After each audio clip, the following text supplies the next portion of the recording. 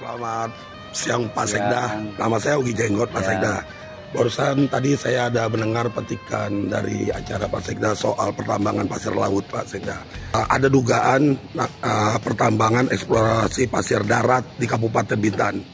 Izin usaha pertambangan eksplorasi pasir darat di kabupaten, apakah sudah mendapatkan izin dari Dinas ESDM Provinsi Kepri? Lebih jelasnya ditanyakan ke Dinas ESDM. Siapa Sekda? Dikonfirmasi. Siapa Sekda? Terima kasih atas waktu Pak Sekda yang berikan. Selamat saya Ugi Jenggot.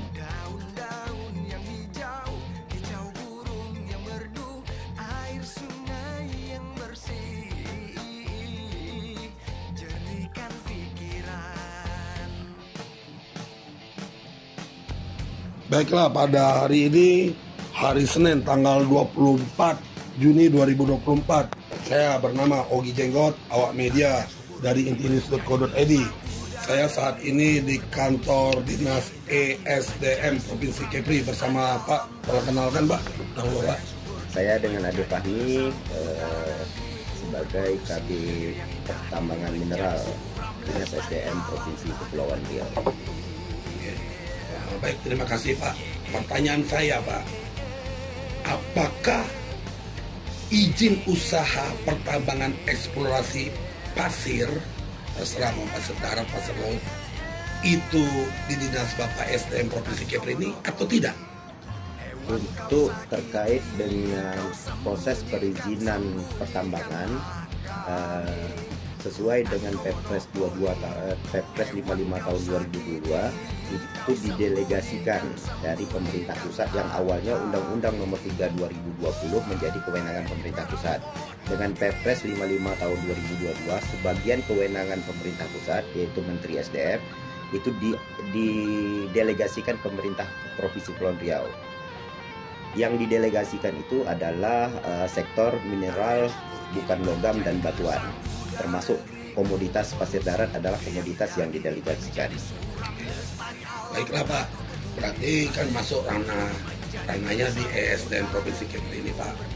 Pertanyaan saya Pak, apakah Bapak ketahui atau tidak bahwa di Kabupaten Bintan sekarang marak yang namanya penambangan eksplorasi pasir darat? Gimana? Dari data yang kami miliki bahwa di Kabupaten Bintan itu ada 2 izin pasir darat yang sudah masuk ke tahap operasi produksi. Yang sedang melakukan melakukan penambangan baru 1 perusahaan dari 2 yang sudah masuk tahap operasi produksi. Jadi yang 1 baru dapat dalam tahapan konstruksi. Mungkin dalam waktu tidak lama lagi akan melakukan kegiatan penambangan. Selain 2 perusahaan yang sudah mendapatkan izin operasi produksi, ada berapa perusahaan lagi yang mendapatkan izin SIPB. SIPB ini memang izin baru yang didasari dari Undang-Undang Nomor 3 Tahun 2020. Berarti Pak, izin yang Bapak katakan itu dari 2 penambang eksplorasi pasir darat di kabupaten tersebut, seperti izin usaha pertambangan eksplorasi pasir darat atau singkat IUPE. Itu IUPE. Jadi gini, apakah itu yang Bapak maksud izinnya? Bukan. Kedua perusahaan yang saya sampaikan tadi, dia sudah sampai ke IUP, sudah malah melebihi daripada IUP eksplorasi. Jadi di pertambangan itu ada 3 tahapan. Pertama, perusahaan bermohon wilayah izin usaha pertambangan. Setelah beliau mendapatkan wilayahnya, masuk ke tahap kedua adalah IUP eksplorasi. Di sini perusahaan melakukan beberapa kajian terkait kajian pencadangan, kajian kelayakan teknis dan ekonomi, kajian kelayakan lingkungannya. Setelah mereka menyelesaikan semua kajian itu dan sudah mendapat semua persetujuannya, mereka bisa bermohon ke tahap IUP OP. Dua perusahaan yang saya sampaikan tadi adalah perusahaan yang sudah sampai ke tahapan sudah melewati IUP eksplorasi dan sekarang di tahap IUP OP. Oke Pak, dalam tahap IUP OP itu dua perusahaan itu perusahaan apa aja Pak namanya? PT GML dan PT GMB. GML itu apa? GMB itu apa Pak? Biar publik tahu Pak. Gunung Mariola Galigo dengan Geraha Mandala Bintan. Bintan. Ya. Itu lokasinya di titiknya mana Pak? Desa apa aja Pak? GML itu di Tembeling, kalau GMB itu di Galang Batang. Berarti yang dua perusahaan tersebut yang Bapak bilang, apakah perusahaan-perusahaan yang sekarang selain dua itu, entah pakai perusahaan kita tidak tahu, aktivitas tersebut, apakah sudah mempunyai seperti IUP eksplorasi atau IUPO yang seperti Bapak katakan, yang lainnya selain dua tadi Pak? Selain dua tadi saya sampaikan tadi, ada berapa perusahaan sekitar saya mungkin kurang detail 4 atau 5 perusahaan yang sudah dapat SIPB, surat izin penambangan batuan. Tapi sampai hari ini baru satu yang bisa melaksanakan kegiatan operasi produksinya. 4 lain sedang melengkapi dokumen-dokumen teknisnya. Itu SI apa Pak? SIPB. SIPB itu di bawah IUP.